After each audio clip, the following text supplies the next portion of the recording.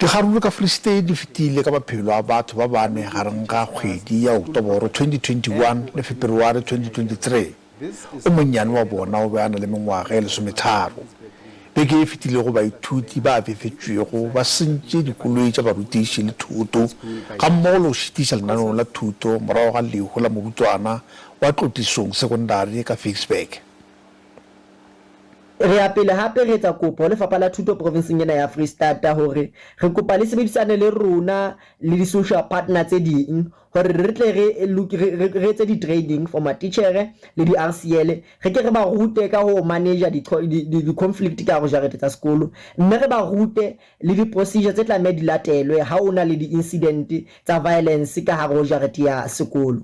Ntho e sa itseng mona ke ntho e seng hantle ka lebaka la hore ho bohlokwa hore sekolo kapa yona thuto e na le di components tse 3. Ho na le motswadi, o na le ngwana, o na le tishere.